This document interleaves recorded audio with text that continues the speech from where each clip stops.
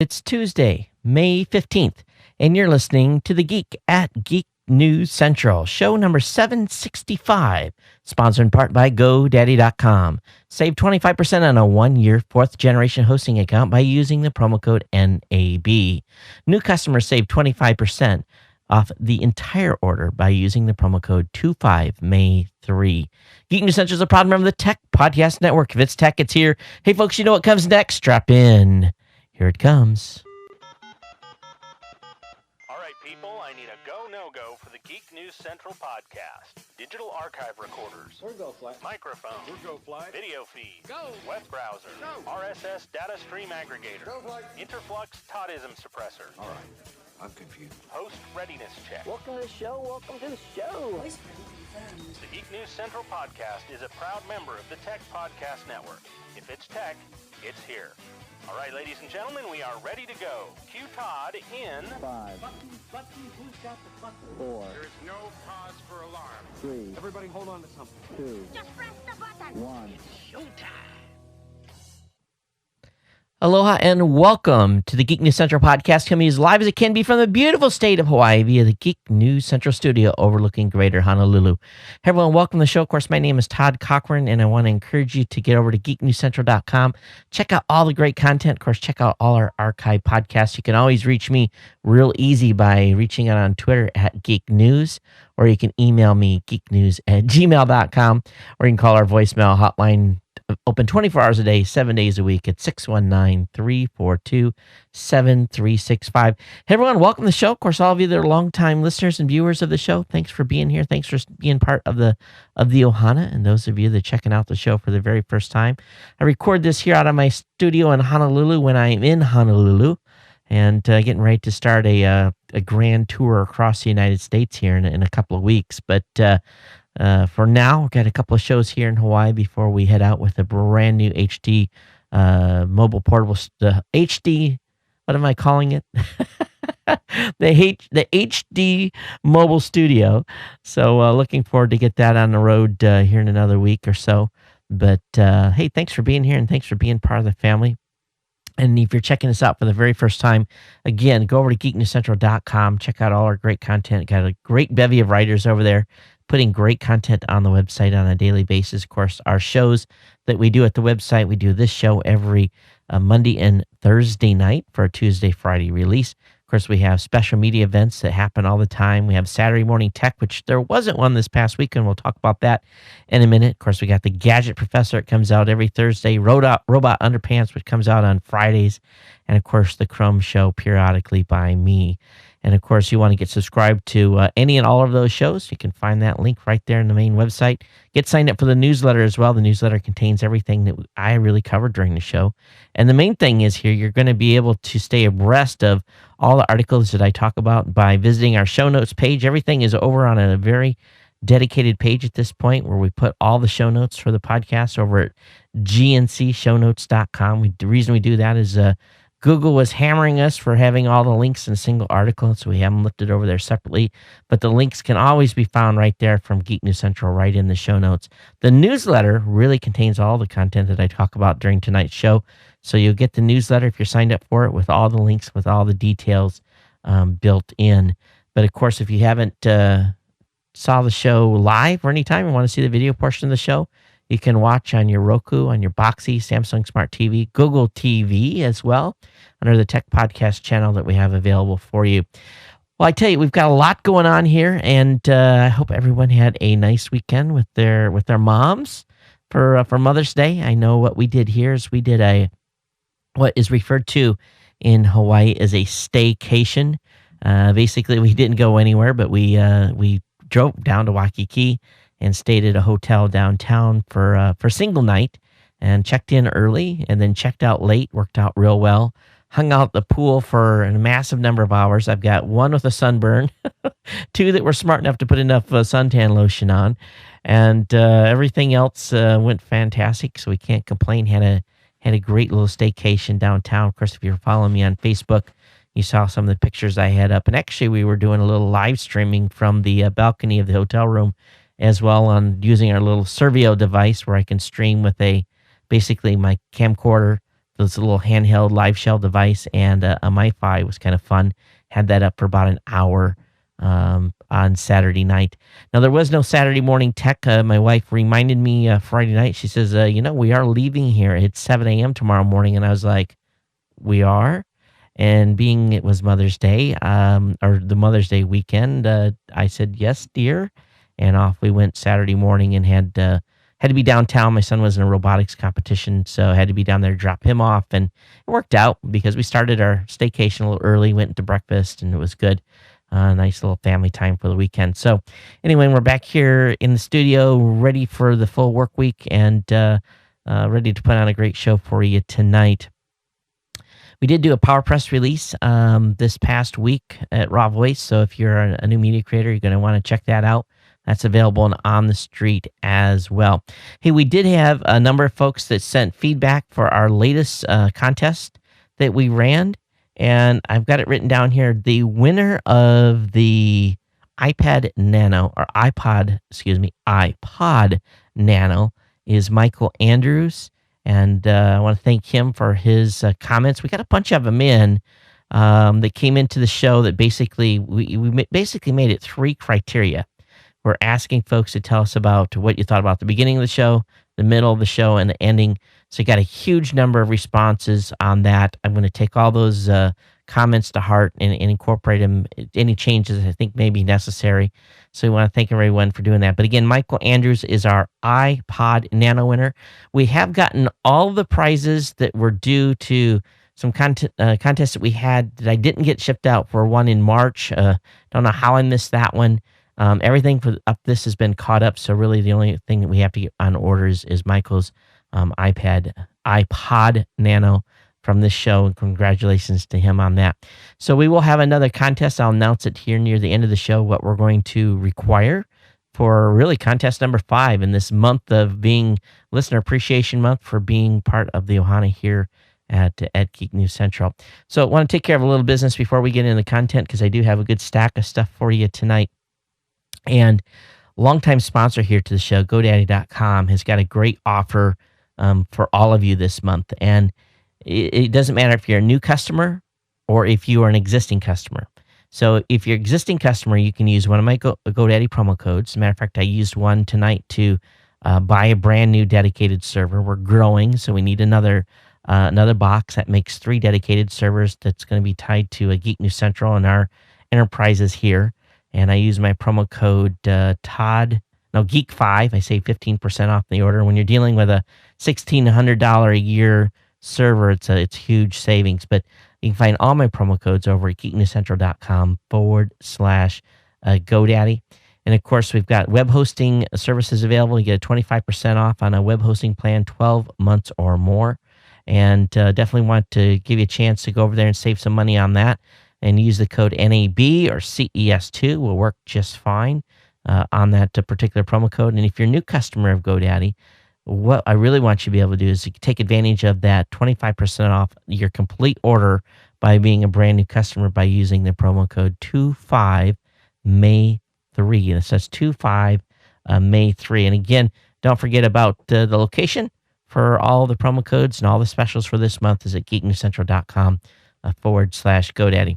Okay, let me go ahead and let's put up the right camera so I know which one I'm talking to.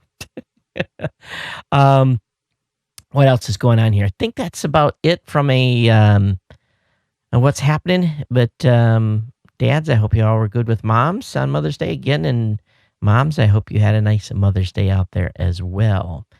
All right, let's see here. Let's go ahead and get into the full rack of content we got. We'll have comments, email comments for the show at the end of the show. We didn't have anything come into the hotline over the weekend. Pretty quiet weekend, remarkably, too, for email, which was good.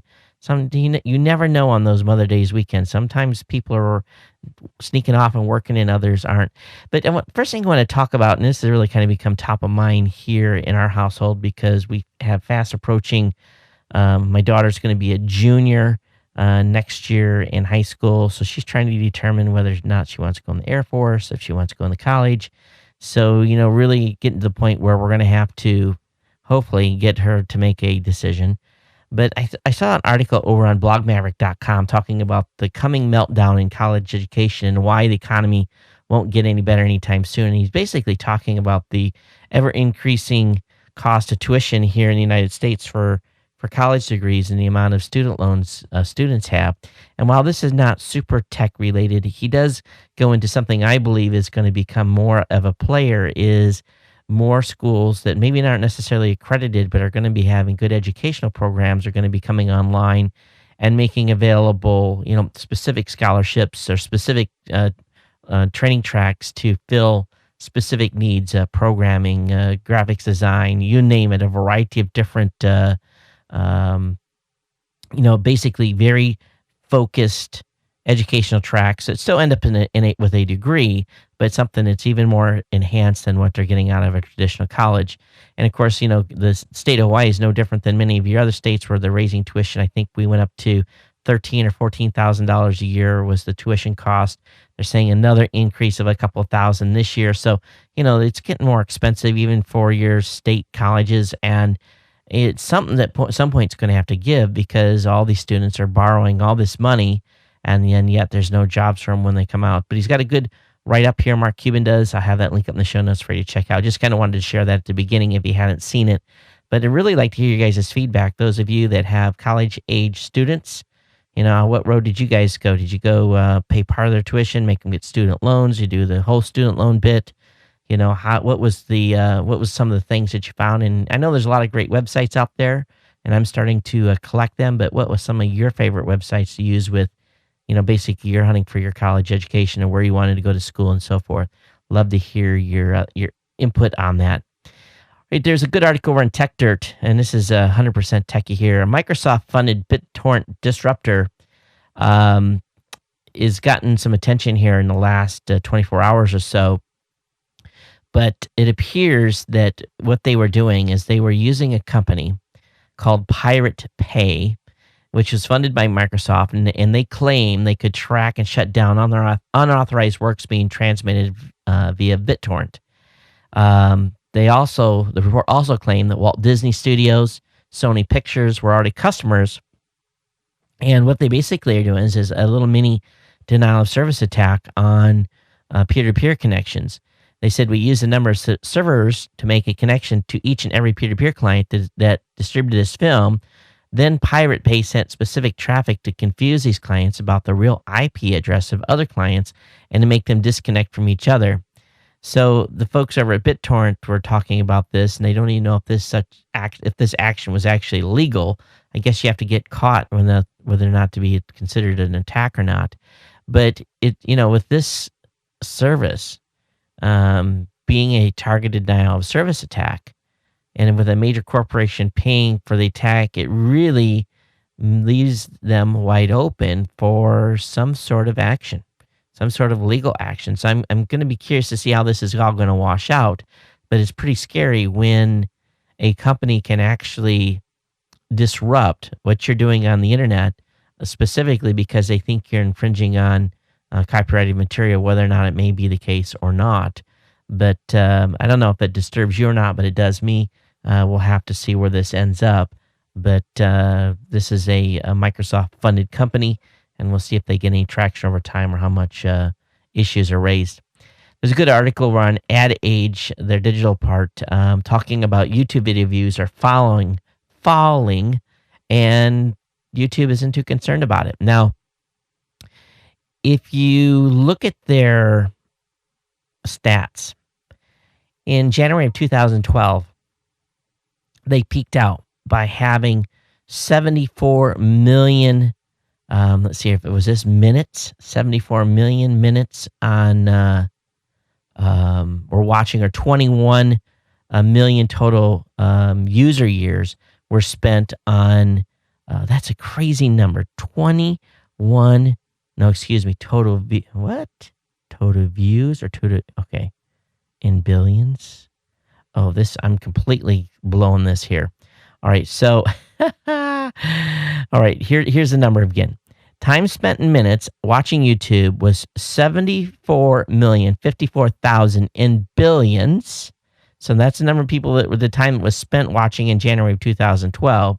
And then total views in billions was 21,801,000, which is a huge number. So in other words, a very large number of people were watching content on YouTube, as compared to April of 2012, where the number dropped from 74 million in billions and 61,852,000 in billions. So yes, we have to add more zeros onto that. So they saw a net drop. And so here's the thing that they're saying is that YouTube is getting smaller because the redesign of YouTube recently has increased the play links on videos that they're kind of promoting. So what they've done here is Google is trying to shift the site from a, kind of go and watch your 2-minute quirky video to a site where people are spending more time watching more longer form content. Now that's fine with me, because I have my show over on YouTube and it hardly ever gets viewed over there, largely because it's probably too long. But their change appears to be working, and user views having dropped, and the amount of minutes they spend on YouTube has dropped. But they want that in order to, again, promote the actual shows that are in longer format. So this is a business play here by YouTube. So the question is, are they sacrificing the short stuff in order to please the brand advertisers who are coming in and advertising on this longer form content that's more serial and usually more serious in nature? So it is kind of curious to see their move here. But you look at the total amount of traffic they've been getting. If you go back to March of 2011, they were doing like 39 billion user minutes. And then that climbed all the way again to that peak of 74 billion user minutes, and then back down to 61 billion. So, interesting move here by YouTube. And it'd be curious to see where this trend goes. But they are seeing a slight drop off in the actual total number of videos being viewed as well, which kind of goes into play about the number of minutes. So I don't know if their assessment here is correct or not, or if it's just been a downturn of people not watching YouTube. But definitely this change that they've done has had a major effect on viewer hours and so forth. In an interesting pack, Sprint, T-Mobile are all part of a new alliance to stop Verizon deals. Sprint and T-Mobile are among members of a newly formed alliance for broadband competition. That's kind of funny, right? That they named this alliance the Alliance for Broadband Competition, which is asking the FCC and Department of Justice to look closely at the potential impacts of Verizon's deals with the 4 cable companies. So what's going on here? A group of organizations are against Verizon Wireless's controversial agreements with cable companies Time Warner, Comcast, Bright House Networks, and so forth, and Cox, and they're wanting some more attention to be brought to these deals and see if there's fair play going on. Sprint, in a statement, said it fears that the proposed transactions between Verizon and the cable companies could undermine broadband competition. And so it's kind of like calling the kettle black, right? With the folks from T-Mobile in play here. They're the ones that were just wanting to be joining at the hip with AT&T. And now they're saying, oh, no, we don't want Verizon to do any deals. Oh, how the times have changed. And you see now Sprint and T-Mobile are on the same group trying to go against the folks at Verizon. All right, investors are telling Facebook that they expect their IPO to be hitting between $34 and $38 price range in its initial public offering. So apparently the roadshow is almost over, and they've just about talked to all the major investors. So we'll see what happens when the offering takes place here this coming Thursday. It's public offerings on Friday under the Facebook ticker. So it should be an exciting day to see what happens in the Facebook land when it comes to basically the investment space. Well, a lot of shakeups going on in the CEO world. Boy, oh boy, BestBuy CEO. He's basically the chairman at this point is out. He's resigned after a probe. Apparently, an internal investigation found that ex-CEO Brian Dunn had violated the company's policy by engaging in an inappropriate relationship with a female employee. They didn't find any misuse of company resources, but he is, who is now the chairman, is going to be out of there. Ex-CEO, and also the founder is going to step down. So that's two that are going to be out because of this. So pretty big move by the folks at Best Buy. And then over at Yahoo, boy, the Yahoo thing has come to an head here, and so now they've gotten rid of the CEO that basically was removed because of a scandal in his academic credentials. Here's the thing I don't get: you've got a guy who is going to be a CEO of Yahoo, and he's got a padded resume. How can that have gotten past? If you or I tried to pad our resume, what are they going to do? HR is going to ask for your transcripts. They're going to be looking, everything in your background. And to pad a resume at that level is pretty shocking. It really is. Now, sadly, this guy's leaving, and he has apparently been diagnosed with cancer.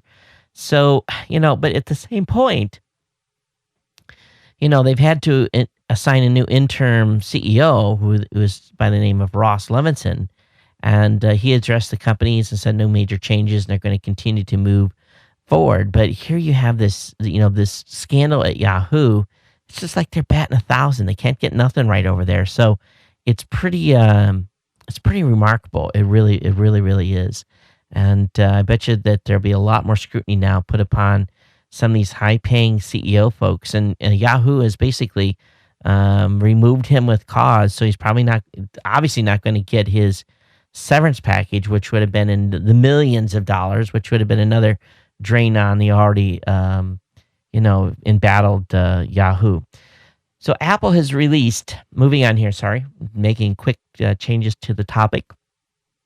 Apple has released an update to Leopard, and this includes a flashback removal tool. So this is a big update that I basically saw it come down and hit at least one of my machines. I haven't done them all yesterday, but the company has released a fix for Leopard, and this is going to be in the update. That's going to basically, you're being forced to, it's going to look for that flashback removal security, basically that bug, and it's going to look to basically cleaning you up, forcing you to get cleaned up. So what they're saying here is the update removes the most common variants of the flashback malware. If a flashback malware is found, a dialog will notify you that the malware was removed. In some cases, the update may need to restart your computer in order to completely remove the flashback malware. And to improve the security of your Mac, this update also disables the Java plugin in Safari. So be aware of that, okay? So this is a major update by Apple trying to combat the flashback malware, and this is a good update and will help folks get rid of that. So a nice move finally on Apple's part. Now, many students, when they get to the point where they're a junior in high school, they have to take the SATs, and sometimes they have to take them earlier in their senior year too. But imagine if the extent of your nature intelligence could be determined with a simple brain scan. You'd have to do nothing at all. They just point a machine at you and scan your brain. According to folks at Duke University, writing in Psychology Today, there's been a study conducted at UC Irvine since 1988 in which test subjects were put through various aptitude tests while conducting brain scans. What they discovered is the smartest patients required less brain power to accomplish a task, aka efficiency.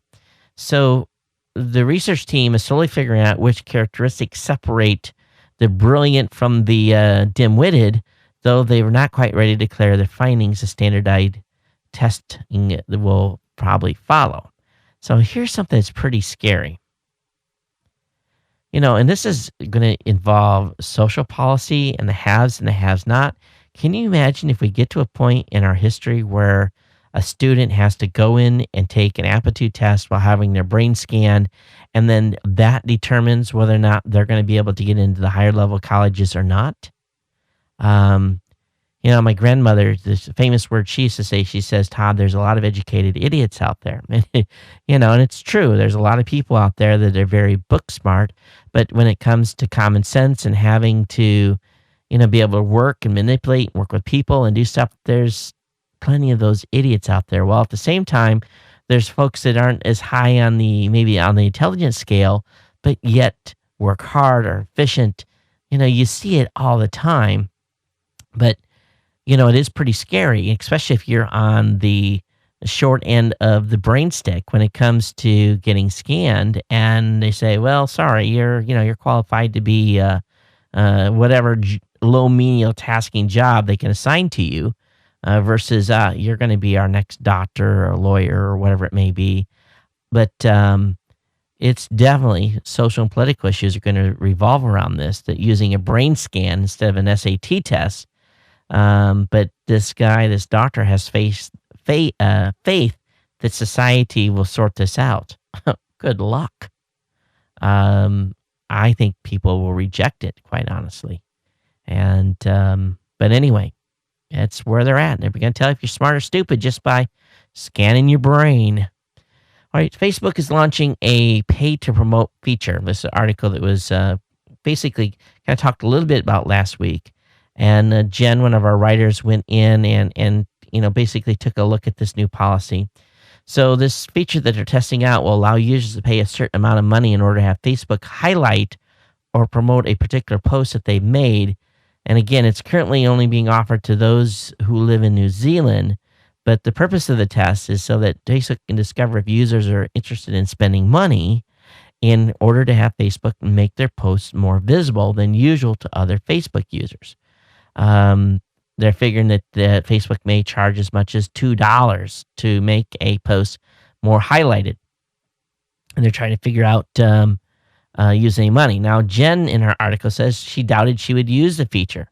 She says, I use my Facebook page to post links to my writing work, and that appears on various websites. The Facebook format makes it very easy for my friends and family to find it.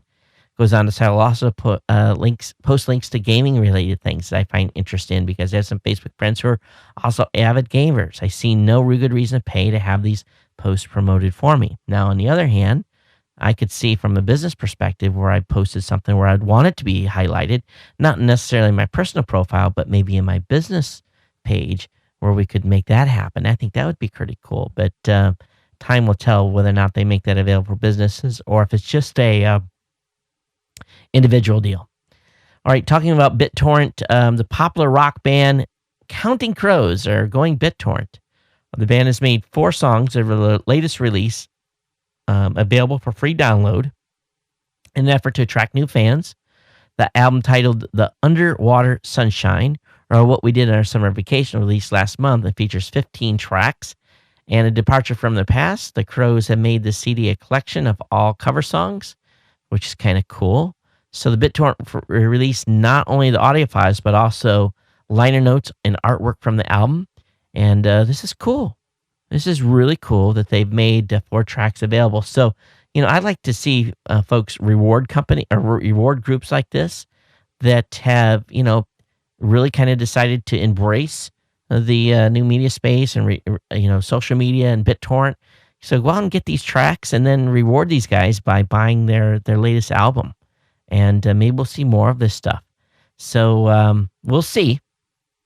And I guess this album's been coming for a long time, and I don't necessarily call myself a Counting Crows fan, but hey, if nothing else, you're showing support for a group that's willing to go for it.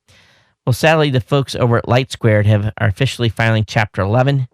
As expected, they filed for bankruptcy, and this is basically going to be the end of them. Probably $1.6 billion in debt, And this is going to turn out ugly, and they're going to probably get bought off piecemeal on pennies on the dollar. And obviously, they could never get through the FCC juggernaut that prevented them from being able to turn their services on. And they got satellites in the air, and they're up and could have been up and running. But LightSquared is filed for Chapter 11.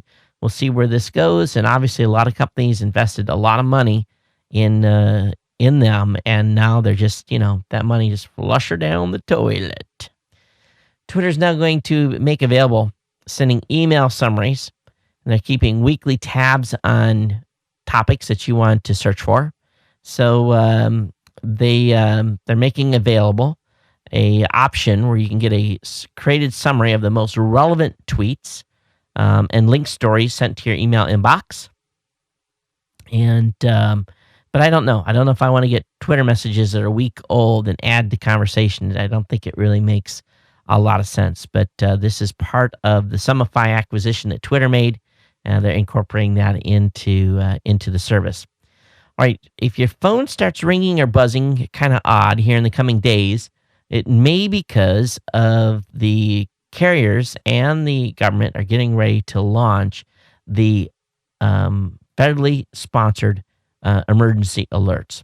And how this is going to work is the wireless emergency alert service is a joint effort between the U.S. wireless network operators and the federal government. And basically what's going to happen is if there's a tornado, flash flood, a hurricane, a tsunami, dust storm, extreme winds, blizzards, ice storms, or even something that's more serious that would be requiring the president to announce some sort of a federal emergency. Basically, what will happen is that the government is able to implement a procedure where the alert will go from FEMA or the Weather Service into Alert Translation Service, which basically interprets all the data, knows where it's supposed to go. The alert broadcast goes to the wireless carrier systems, which sends the alert to all the cell towers within the alert area. And then the wireless carriers deliver the alert to their subscribers over their mobile devices within the geo-targeted area. And really what it does is it'll send a message, and it's supposed to chirp in a different way. So if you hear your phone making a weird noise, you'll know that this is a new service being, again, operated by National Weather Service, FEMA, FCC, and Department of Homeland Security. So it's a mix-up of a 90-character message, probably with a link to go look at more information or place to tune to get more details. But again, the wireless emergency alert system, and I'm sure we'll probably have a few tests come through before it's all over. Hey, the Microsoft has detailed their new parental controls in Windows 8. And I think their approach is pretty interesting. What they're going to be doing is it's really not necessarily 100% about control. They've made it at different levels. Basically, what they're saying is that they're going to feature an easy parental controls. User can simply create a separate account for a child, a checkbox to enable family safety is present, labeled simply, is this a child's account? It turns on family safety to get reports of their PC use. The Windows 8 users will no longer be bombarded with a stream of parental permission requests to handle, but can simply set up a separate account and then receive a weekly email report summarizing the child's computer activities. Then what you can do is from within that report, you can activate or deactivate links. And so basically what's happening here is they've made it so it isn't so much about blocking everything, but also allowing the parents to have a little trust with their kids, but they get a little report, tells what they visited, where they went, and they're able to basically kind of make some decisions from that report. I think that's kind of a cool way. And I think when you first start using it, do you want to wait a week for the report, or do you want to get it in a couple of days? I would think I'd want one every couple of days for the first few weeks it was up running.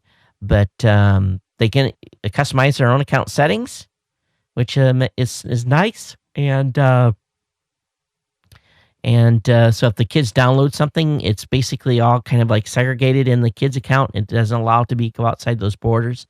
So it's protected that way a lot more too. So we'll see what happens with this new Windows 8 version. All right, one thing that I do find is, of course, right now, those of you that are on geeknewscentral.com or over at live.geeknewscentral.com are on our watching this video on our Amazon Flash service. Using Amazon Flash Media Service, which is on the EC2 service and CloudFront and so forth. But Amazon has made available a new way for those of us using their services through the Amazon Web Services, where we can now get estimates of our billing with a new alert. Now, believe me, this could have come in handy about a week and a half ago when I forgot to shut off the server and let it run for about a week, which cost me a nice $100 bill.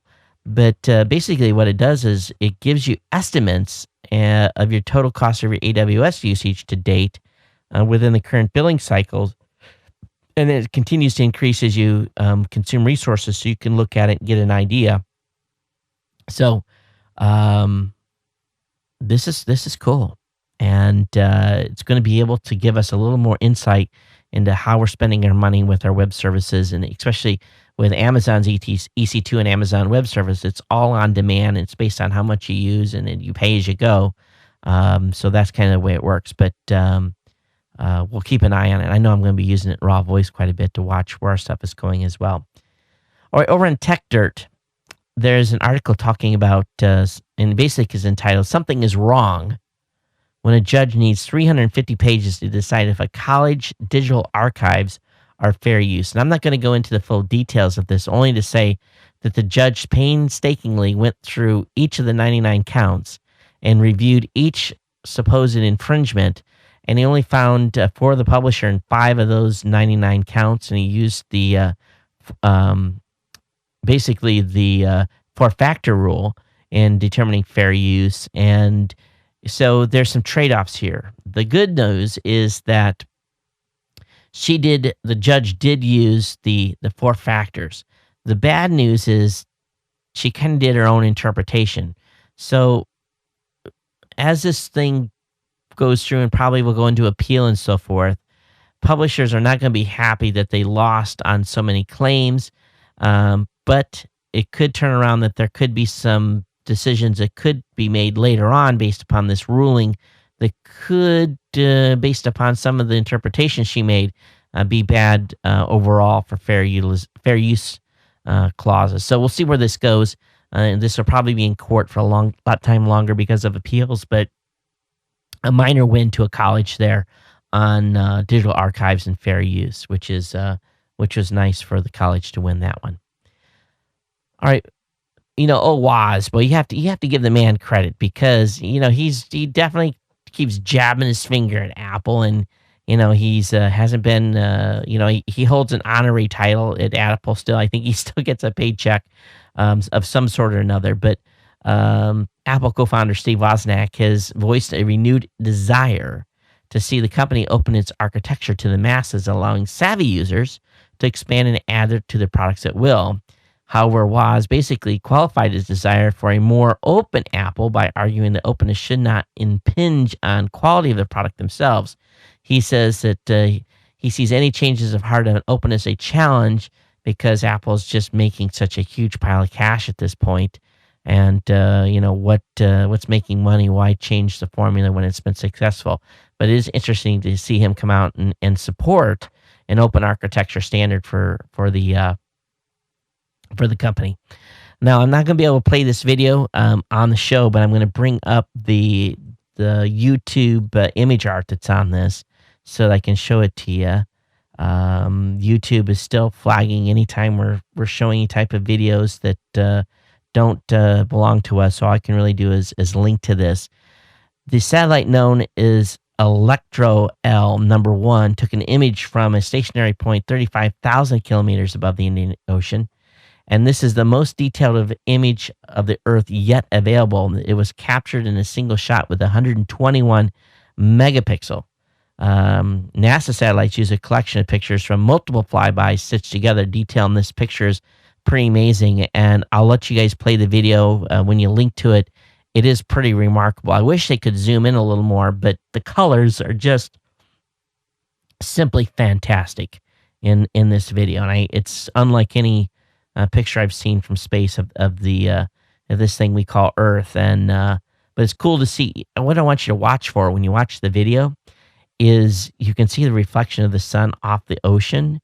It's really cool, and it'll make you go but definitely when you watch the video, watch for the reflection of the sun off the Earth as they're taking the pictures.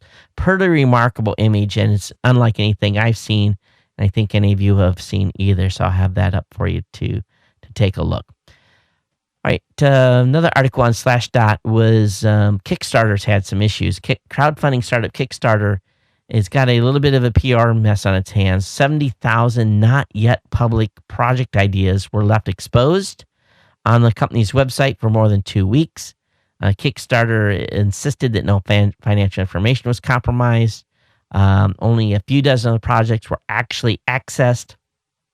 But, you're getting ready to do a project, announce something, and, these are available for people to see without you announcing it. And someone could come in behind you and launch a project before you, taking your idea. So they got to nip this in the bud in a hurry. And, they understand that this is sensitive, and but it's unacceptable. And hopefully they're able to, or have gotten this locked down in a big way. All right, the Foxconn folks are denying a report that it's working on an Apple TV. Foxconn is obviously Apple's Mac Daddy manufacturer in China. The company refuted the rumors after stories were published last week that the company's chief executive, Terry Gua, had said that Foxconn was making preparation for a Apple iTV. So this is a denial. Probably Apple reached out and smacked them to say nothing. But at the same time, there was another rumor, and this one actually resulted in another company's stock going way up. But there's a German home entertainment maker by the name of, what is it? Well, here's background. In the early hours of Sunday, Apple Insider reported an anonymous source saying that Apple had offered $87.3 million for the company called Loewe, Loewe, which makes sleek TV sets and speakers. It was quickly refuted by the folks at Loewe that this was not the case. There was absolutely nothing to it. But apparently the rebuttal didn't gain as much pickup or as exposure because on Monday morning, their stocks were up by 25%. Now, if you think about what's going on here, their stock was at $4, and I don't know if this is in pounds or euros. It looks like in euros. So it was at about $4 and €4.80, and then it upon open on Monday, it jumped to €5.60. I don't know if it's the right way to say dollars, but yeah, 560 euros, and so a huge jump. And some are saying, okay, was someone doing a little stock manipulation where they, did they put a purchase order in and then have sitting on stock and then dump it immediately? But the stock has stayed up pretty high, hasn't dropped, but they're denying that this is the case. But it would be curious if Apple did buy this company, because they make very sleek designs for their speakers and the casings that go around the TVs that they sell. So we'll see if this rumor mill pans out, but the company is at least initially denying it, and the stock basically jumped up and someone made a bunch of money. All right, in the past on the show, we've talked about Bitcoin a little bit, and from time to time, stories are out about Bitcoin, specifically usually negative stuff, and today is no different. The hackers apparently broke into a Bitcoin exchange, stealing $90,000 in Bitcoins. This is the Bitcoin exchange site Bitcoinica, suspended its operations this past Friday after hackers had managed to steal 18,547 Bitcoins. So apparently the user database was compromised as well. So it's huge. But they compromise user information, yet we're able to steal Bitcoins. And these Bitcoin operators have got to get these sites locked down so that there isn't going to be this ongoing, essentially robbery of Bitcoins. And I don't know if they can recover and reset or whatever, but it apparently it's a big issue, and people are out money. So there was another basically a heist as well. They were attacked back in March, where they stole 43,000. So this company's got some big security issues. And they need to keep that squared away in a hurry. Well, it appears that June is going to be a big month. It appears that there's going to be an Ivy Bridge Mac launch alongside probably the Mountain Lion update. Some benchmarks are being released on the new Ivy Bridge Macs, and some people are basically coming out with some information already. So it appears that Apple's going to aim to launch Mountain Lion in June along with the new machines. And we'll see where this goes. But the Sandy Bridge Macs, when rolled out, are going to be pretty powerful, and we'll have to see where these new Macs end up on the benchmark scale. But boy, oh boy, if you're thinking about buying a new Mac, please wait at this point for these new laptops are going to be coming out. Okay, just be aware they're forthcoming. Facebook did make some updates to their privacy stuff this past Friday. They basically said deleting an app doesn't delete your data from the app's site. Now, what they're saying is when you're using Facebook, whatever you have your privacy settings to, when you use an app that is a third-party app, Facebook basically sends them the information on you that you basically have public available. So it's over there. That public data is at the gaming site or whatever you're at. And then when you get ready to bounce and you delete that app, you need to go to the app maker and ask them to delete your information. Otherwise, they've got it in perpetuity, and they're obviously going to be using that for marketing. But they have defined their privacy stuff a little better, so that at least you know what's happening with your data. Okay, we all know, and my mom specifically, my mom's a produce broker, and the Michigan area was devastated with very warm weathers. All the peach, apple trees, everything basically woke up and started to bud, and then followed by 5 or 6 really deep frosts. It completely decimated the fruit crop out of Michigan for 2012. I mean, it's really bad. Expect to pay more for your peaches, your apples. If you're not getting stuff out of California, if you're getting stuff out of Michigan, it's going to be insanely expensive this year in the grocery store. So unless you get Georgia peaches or whatever, but make a long story short here, record-setting 2012 warmth was largely confined to North America and Western Europe. Now they've come up with a heat map of basically this very hot spring that we've had across most of the United States. And what's pretty amazing is the rest of the world has had pretty much normal temperatures. But when they, let me flip here. When they had the North America stuff put in there, very obvious that we were way above normal from a heat perspective between January and April. And it was off the chart hot as compared to the rest of the world that was semi-normal. So it makes you go, a little bit in that perspective. So it makes you wonder why we and in Western Europe were more affected than others. But that's the word on the street from a satellite perspective, them being able to see exactly what the temperatures were on a heat scale on an average. All right, if you've got an Android phone, there's a good article over at Ars Technica on how to harden your smartphone against stalkers, and I'll have that link up in the show notes for you to check out. How many of you as a kid had an Etch-a-Sketch? I'm sure most of you did. And there's a project getting started on Kickstarter that would bring back the old time joys of Etch-a-Sketch for the iPad generation. So they're putting together a goal to raise some money to basically build an Etch-a-Sketch model for the iPad. Don't know what it's going to look like, but at the moment you can pre-order yours on Kickstarter and help them reach their funding goal, and then you can buy in at the $60 level. So Etch-a-Sketch coming to an iPad near you. I'm sure it won't be able to be named the same thing, but I'm sure it'll be something similar. There's always cool websites that I find that serve a specific utility. And this is a brand new one that I'm being made aware of. And I found this over on makingwindowseasy.com. It's a site called factoryreset.com.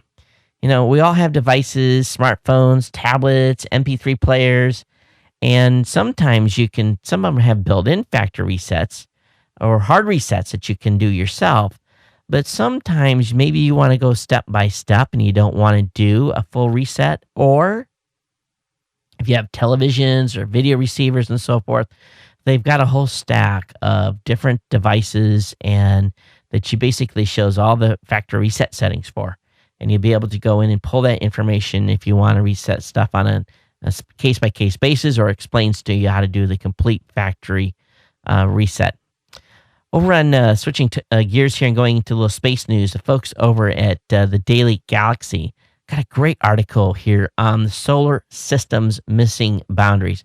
We all know that Voyager, both of the Voyagers, at this point are basically almost getting to the place where they're going to be into open space.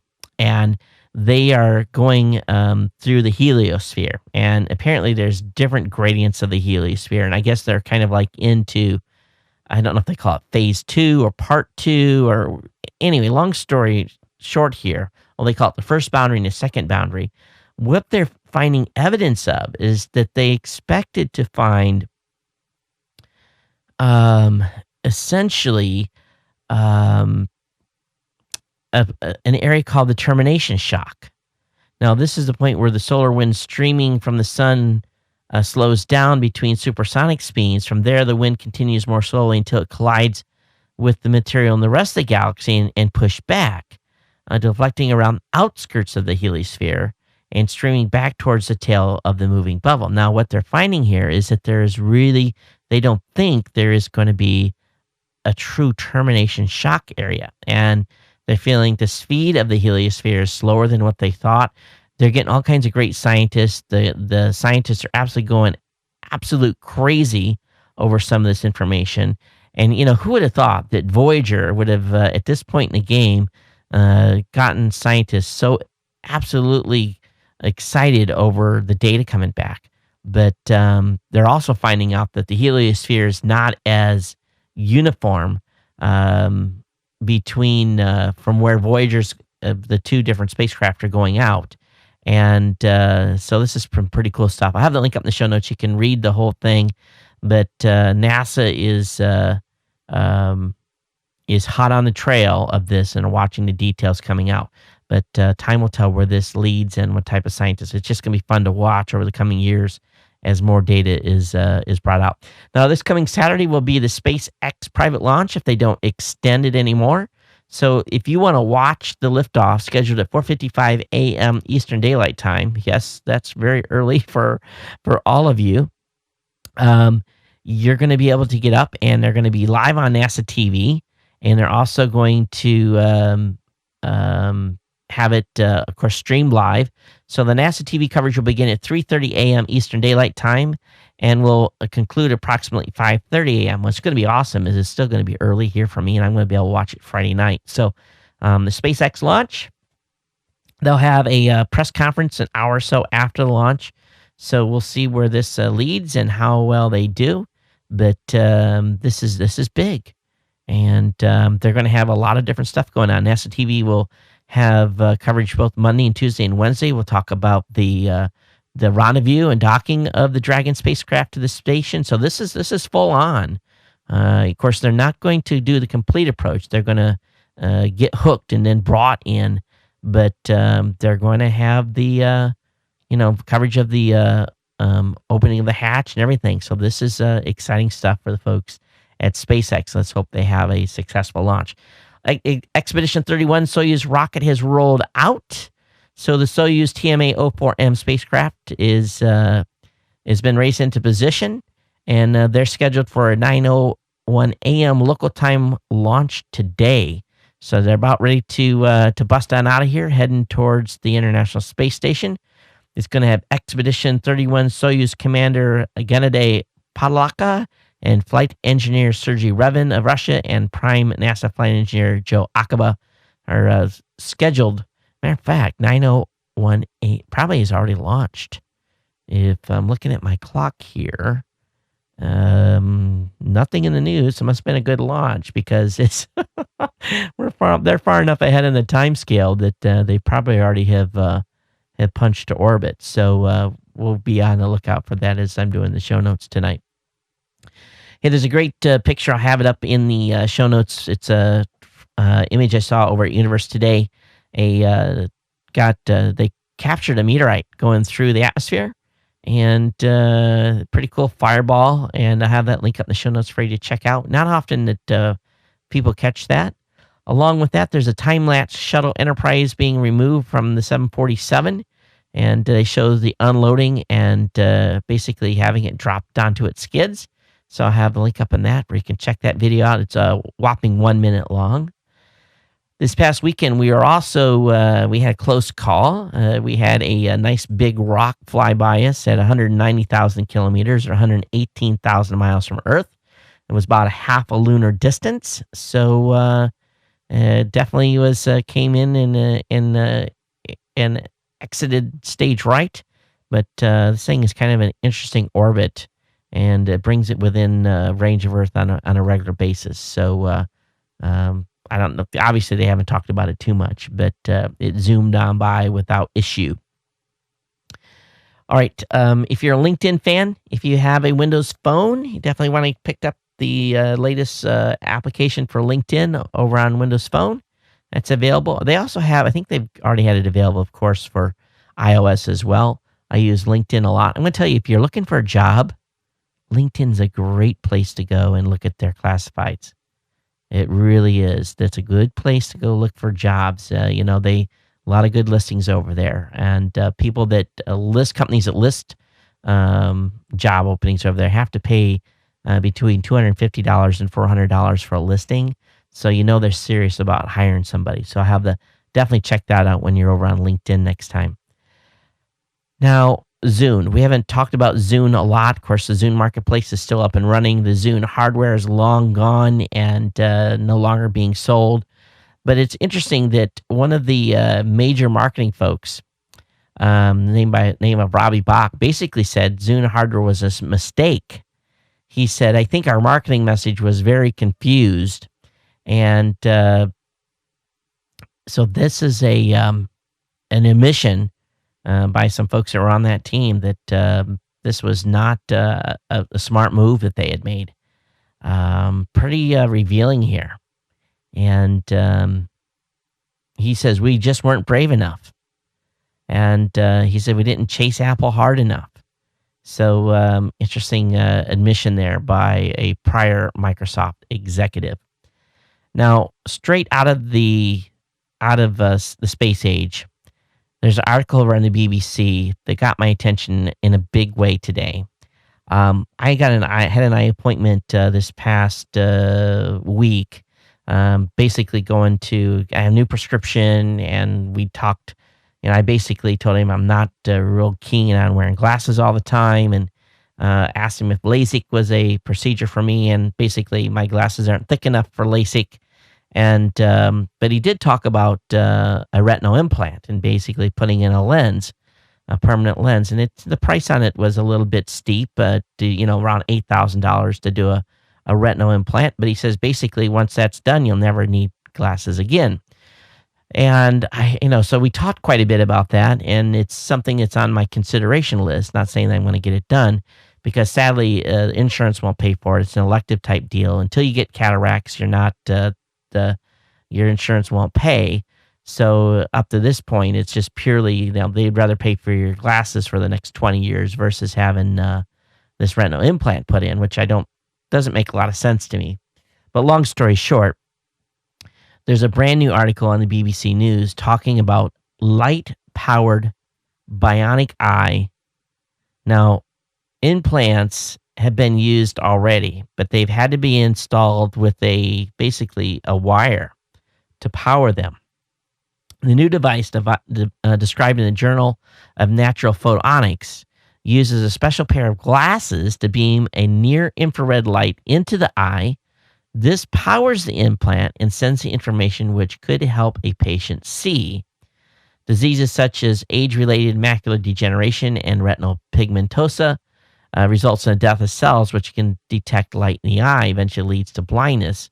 So there's some new retinal implants being made and tested in Europe.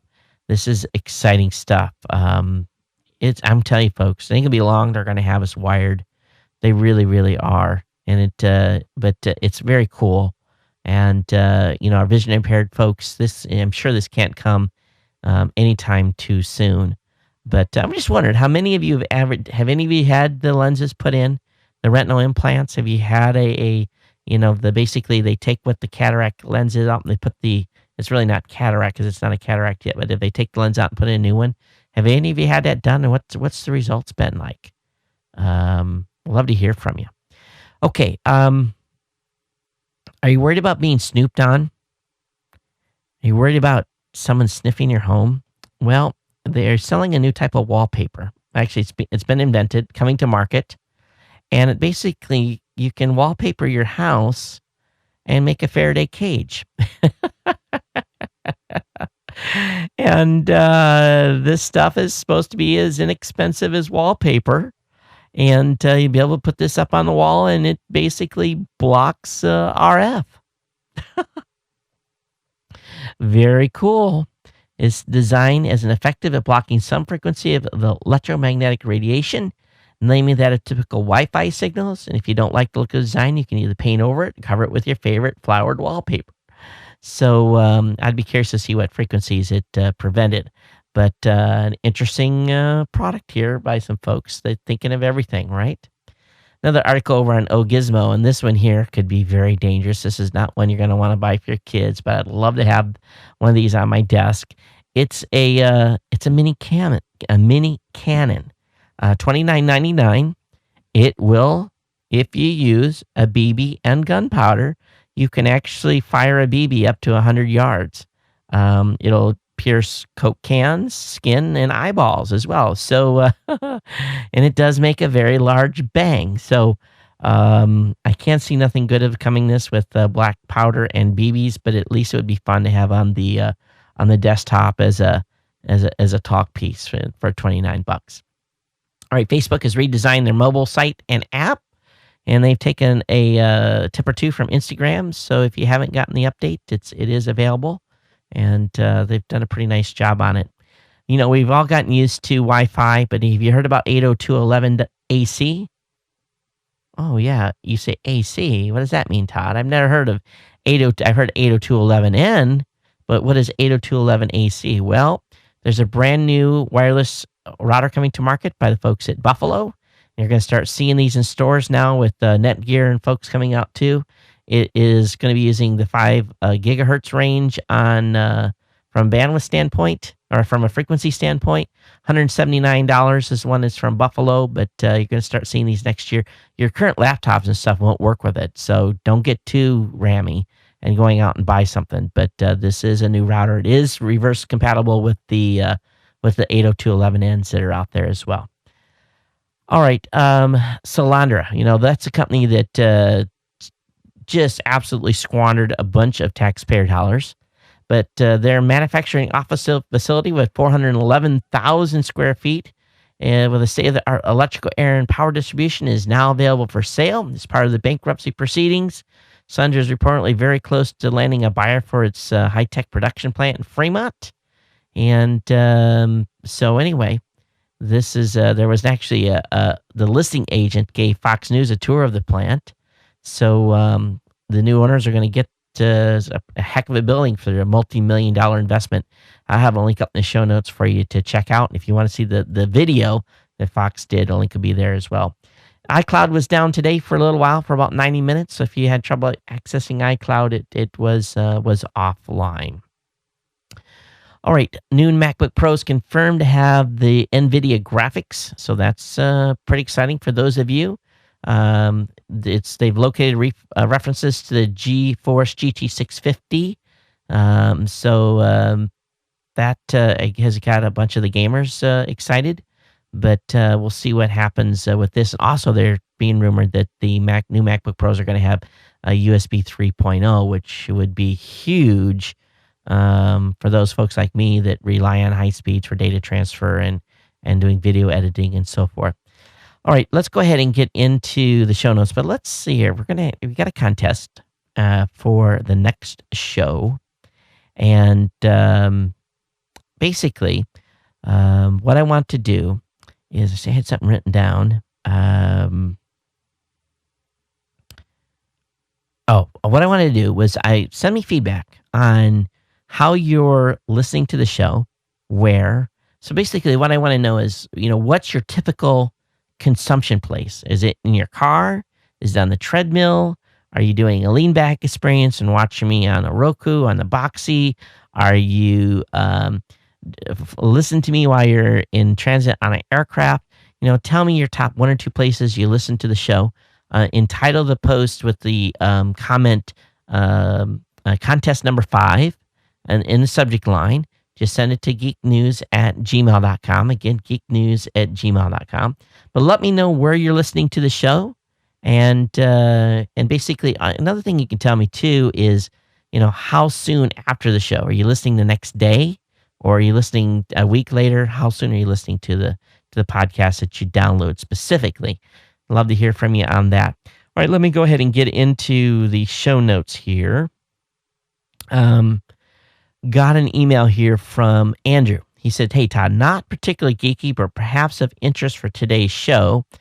Let's see, what is this involved? And let me look. Dollar bill reveals World War II drama. Okay, I'll have that link up in the show notes. Thanks for Andrew. Yes, not super geeky, but cool nonetheless.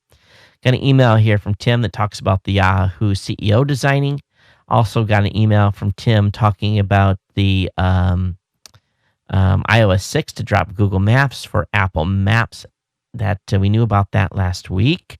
Got an email here from Tim. 3 from Tim is hitting it out of the ballpark. Todd, my idea on DVRs is that technology didn't exist in the first place. People still wouldn't be watching those ads because they probably would miss the show. There are times, anyways, where I end up not fast forwarding because I'm doing something on my iPad, or I jam the kitchen for something like to drink or something. I can still see how the theory is flawed, but bravo Dish anyway. And this is in Dish, and basically allowing you to fast forward through all the ads prior to the show starting. You can select. He says, rent entry. Anyways, rent entry had to cut DirecTV because of a new line of sight issues with the satellite. Okay. With new line of sight issues with the satellite, we couldn't resolve. Got to experience cutting the cord and didn't like it. Hulu Plus absolutely sucks, and Amazon Prime and Star Trek can only take you so far. So I got Time Warner Cable. They boosted my internet to 30 megs for 6 months. Keep the shows coming, Tim. Also, I got an email here talking about Google mapping the insides of shopping malls. He's wondering if we're going to map the inside of my home, which is kind of funny. And what else? I think that's it. Let me look at the date on kind of an interesting collection of emails that come in. I think that's all. All right, for contest number 5, again, tell me how you're consuming the show, when, where, and how many days after it's created are you listening? Are you listening the next day? Or are you listening within a week or whatever? Just drop me a line on that, geeknews@gmail.com. As always, your comments are greatly appreciated. geeknews@gmail.com. Voicemail hotline is available 24 hours a day, 7 days a week at 619-342-7365. And Spitballs said, hey, I was watching live on the big screen on Google TV this morning with a big smiley face. Well, cool. I'm glad you were. Were you watching the HD version or were you watching the regular version? That's the question. All right, folks. Thanks. Yes, you do know the video's got 3 versions, mobile, regular, and HD. So we do a 1280 by 720, a 640 by 360, and a 320 by 180. Those are all RSS feeds that are available. You'll see them in the show notes. All right, everyone, thanks for being here. Thanks for hanging out with me. It's been fun. And we'll see did Ustream stay up today? Let me look. It's a miracle. Ustream stayed online. All right, everyone, take care. We'll see you next time. And aloha.